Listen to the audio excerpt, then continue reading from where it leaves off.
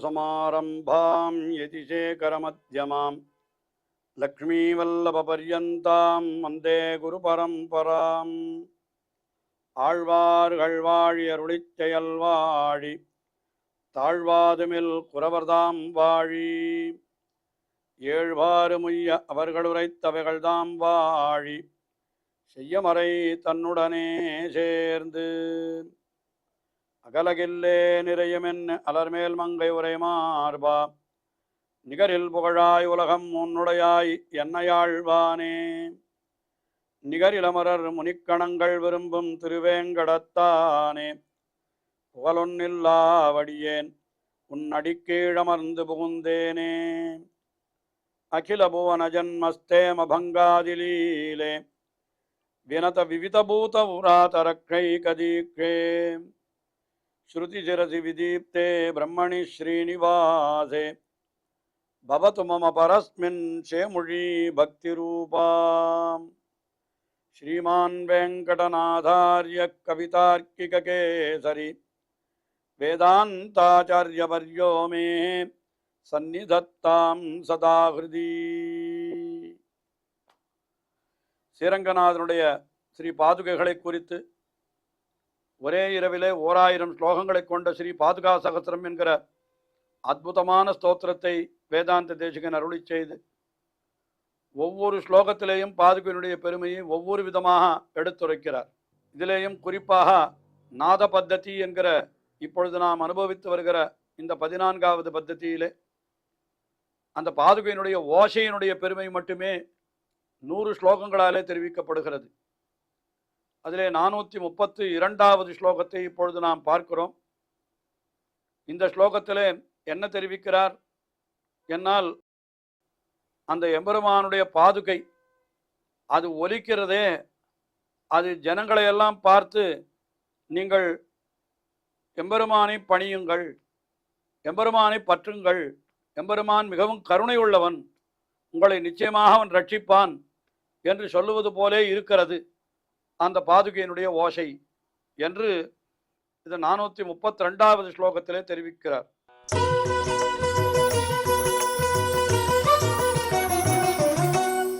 சஞ்சாரகேளி கலஹாயித கர்ப்பரத்னா சாம்சித்திகம் சகல ஜந்துஷு சார்வபௌமம் ரக்ஷார்த்தினாம் பிரதயசீவ பதாவனித்வம் ரங்கேஸ்வரஸ்ய நிரவக்ரஹம் ஆன்ரிஷம்ஸ்யம். ஆக எம்பெருமான் விளையாட்டாக சஞ்சாரம் பண்ணுகிற பொழுது அவனுடைய பாதுகையினுடைய உள்ளே இருக்கக்கூடிய ரத்தனங்களாலே ஏற்படக்கூடிய ஒலி அது எப்படி இருக்கிறது என்று சொல்லுகிற பொழுது அது எம்பெருமானுடைய குணங்களை தெரிவிக்கிறது. சாம்சித்திகம், அதாவது எப்படிப்பட்டது எம்பெருமானுக்கு அது சுபாவமாக இருக்கிறது. சார்வபௌமம், எல்லாருக்கும் தலைவனாக, எல்லாருக்கும் அவன் மேம்பட்டவன் என்று இருக்கிறது. அதுக்கு மேலே அவன் எப்படிப்பட்டவன், நிரவக்கிரகம், அவனுக்கு எந்த விதமான தடையும் யாரும் எழுப்ப முடியாது. அப்படிப்பட்ட சர்வேஸ்வரஸ்யா, அந்த சர்வேஸ்வரனான ரங்கநாதனுடைய எதை தெரிவிக்கிறது என்னால், சகலஜந்துஷு ஆன்ருஷம்ஸ்யம், எல்லா பிராணிகளிடத்திலும் அவனுக்கு இருக்கக்கூடிய இயற்கையான கிருபை, அதைத்தான் சாம்சித்திகம் ஆன்ருஷம்ஸ்யம் என்று அப்படி கொள்ள வேண்டும். அதாவது அவனுக்கு இயற்கையாகவே இருக்கக்கூடிய தயை அது. அது எப்படி யாருக்கு கொடுக்கிறான் என்று கேட்டால், ரக்ஷார்த்தினாம் பிரதயசீவா, நீ என்னை காப்பாற்ற வேணுமென்று யார் பிரார்த்திக்கிறார்களோ அவர்களுக்கெல்லாம் கொடுப்பதாகத்தான் இந்த ஓசை அமைந்திருக்கிறது. அதாவது என்ன தெரிவிக்கிறார் என்னால், எம்பெருமான் சஞ்சார காலத்திலே அந்த பாதுகையிலிருந்து அழகான ஒலி எழுகிறது.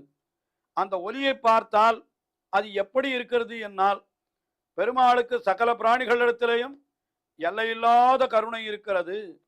ஆகையினாலே நீங்கள் தைரியமாக எம்பெருமானை ஆசிரியிக்கலாம், நிச்சயமும் உங்களை எம்பெருமான் ரட்சிப்பான் என்று இந்த பாதுகையினுடைய ஓசை சொல்லுவது போலே இருக்கிறது என்று இந்த ஸ்லோகத்திலே அந்த அர்த்தத்தை தெரிவித்தார். அதற்கு அடுத்தபடியாக 433வது ஸ்லோகம். இந்த ஸ்லோகத்தில் என்ன தெரிவிக்கிறார் என்னால், இந்த எம்பெருமானை பற்றி எப்பொழுதும் தியானித்து கொண்டிருக்கிறார்கள் ஹிருதயத்தில். சில பேர் அந்த யோகிகள் ஜபித்து கொண்டிருக்கிறார்கள். அப்படி யோகிகள் ஜபித்து கொண்டிருக்கிற பொழுது ஒரு நிலையிலே அந்த யோகிகளை அழைத்து செல்வதற்காக என்ன வருமாம்னு கேட்டா அந்த சாமகானம் பண்ணி கொண்டு எம்பெருமானை அழைத்து செல்வார்களாம். அந்த ஓசை போல இருக்கிறது இந்த பாதுகையினுடைய ஒலி என்று அது ஒரு விஷயத்தை தெரிவிக்கிறார்.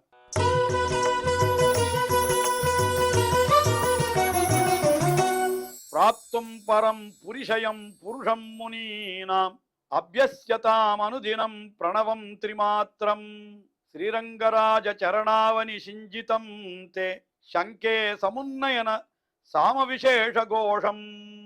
எம்பெருமானை அடைய வேணும்னு நினைக்கிறார்களே அந்த முனிவர்கள் என்ன பண்ணுவார்கள்?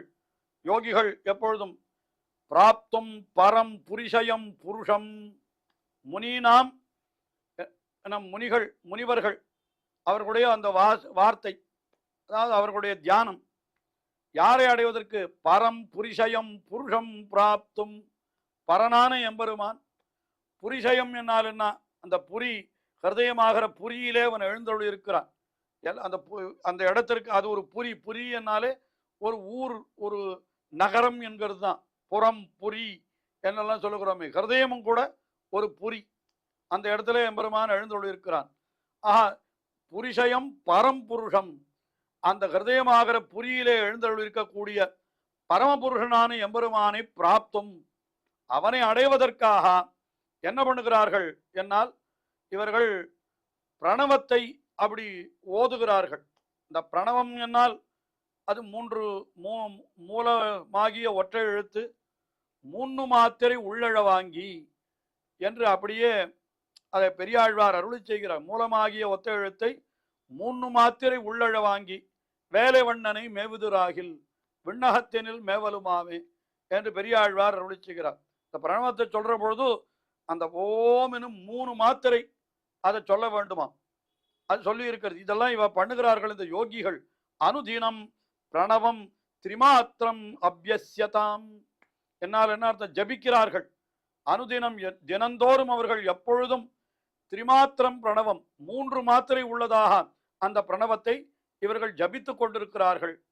அப்படிப்பட்ட முனியினாம், அந்த முனிவர்களுக்கு என்ன கிடைக்கிறது என்னால் சமுன்னயன சாமவிசேஷ கோஷம் சங்கே, அவர்களை அழைத்து செல்வதற்கு ஒரு சாமகோஷம் ஏற்படும் அந்த சமயத்தில். அதாவது கடைசி காலத்திலே அப்படிப்பட்ட யோகிகளை எம்பெருமான் அழைத்து கொண்டு போவதாயிருந்தால் அந்த அழைத்து கொண்டு போகிற பொழுது அந்த சாமகானமானது ஒலிக்கப்படுமா? அந்த ஒலிக்கப்படுகிற அந்த சாமகானம் போலே இப்பொழுது எம்பெருமானுடைய திருவடிகளிலே இருக்கக்கூடிய பாதுகையிலிருந்து உண்டாகிற ஓசையானது அப்படி இருக்கிறது என்று அந்த அர்த்தத்தை இந்த ஸ்லோகத்திலே தெரிவிக்கிறார். அதாவது பெருமாளை அடைவதற்காக தினந்தோறும் என்ன பண்ணுகிறார்கள் யோகிகள்? பிரணவத்தை 3 மாத்திரை உள்ளதாக தொடர்ந்து சொல்லிக்கொண்டே இருக்கிறார்கள். அப்படி சொல்லிக்கொண்டிருக்க வேண்டும் என்று சாஸ்திரம் தெரிவிக்கிறது. அப்படி சொல்லிக் கொண்டிருந்தால் அவர்களை கடைசி காலத்தில் என்ன பண்ணுவான்னா ஒரு விதமான சாமகானம் பண்ணி கொண்டு பெருமாளிடத்திலே அழைத்து கொண்டு போகிறார்கள் என்று சொல்லி இருக்கிறது. அந்த சாமகான கோஷத்தை போல இந்த எம்பெருமானுடைய திருவடியிலிருந்து பாதுகையிலிருந்து எழக்கூடிய ஓசையானது இப்பொழுது இருக்கிறது என்று இப்படியாக ஓர் அர்த்தத்தை இந்த ஸ்லோகத்திலே தெரிவித்தார்.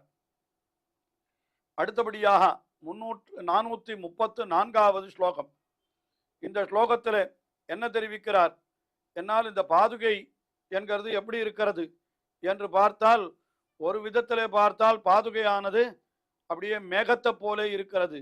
இன்னொரு விதத்திலே அது வண்டை போலே இருக்கிறது. ஒலி எழுப்புகிற வண்டு, பாதுகையினுடைய ஒலி இருக்கிறதோ இல்லையோ அது வண்டினுடைய ஒலி போலே என்று சொல்லும்படியாக ஒரு உத்பிரேட்சியை சொல்லுகிறார் இந்த ஸ்லோகத்தில்.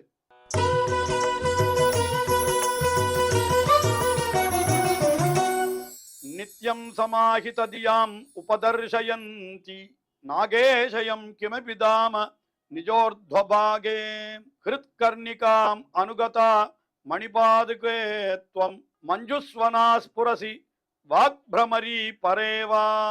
அதாவது இந்த ஸ்லோகத்திலே தெரிவிக்கிறார் என்ன, ஹே மணிபாதுகே என்று சொல்றார். அதாவது இந்த யோகிகள் எல்லாம் என்ன பண்ணுகிறார்கள்?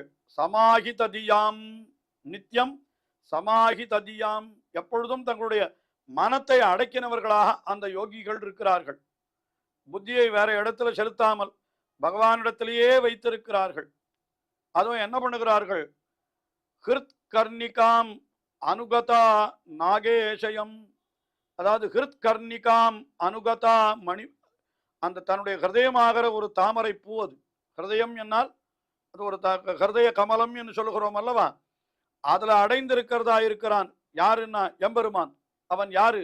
நாகேஷயம் கிமபிதாம நிஜோர்த்வபாகே, அந்த ஆதிசேஷத்திலே சயனித்துக் கொண்டிருக்கிறதான அந்த எம்பெருமான் அவன் இப்படிப்பட்டவன் என்று வர்ணிக்க முடியாதவனாய் இருக்கிறான்.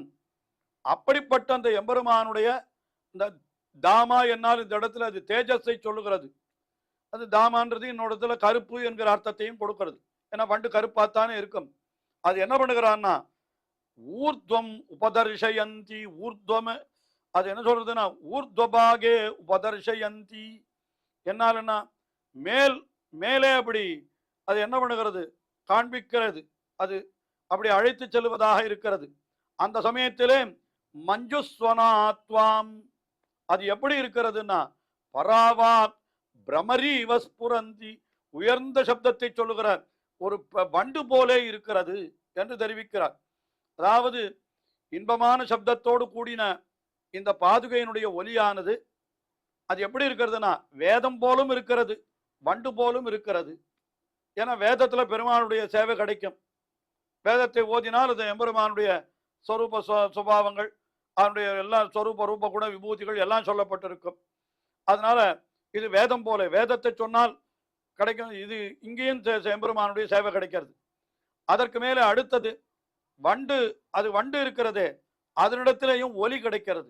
இப்ப பாதுகையினுடைய அந்த சிலம்பிலேயும், அதாவது அதுல இருக்கக்கூடிய பறக்கற்களிலேயும் ஒலி கிடைக்கிறது.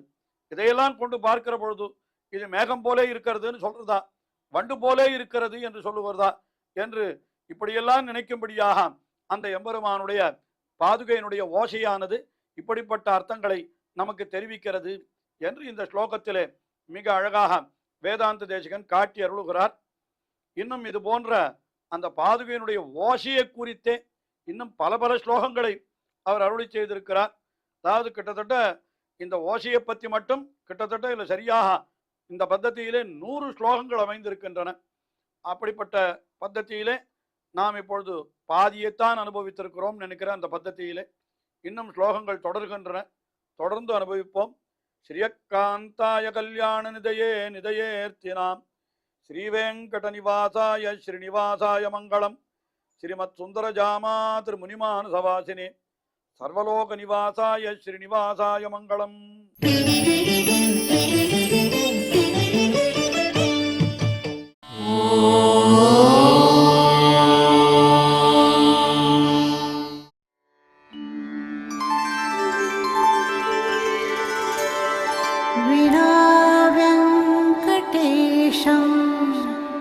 ननाथो ननाथः सदा वेङ्कटेशं स्मरामि स्मरामि.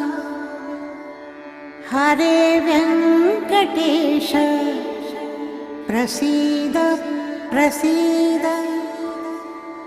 प्रियं वेङ्कटेश प्रयच्छ प्रयच्छ.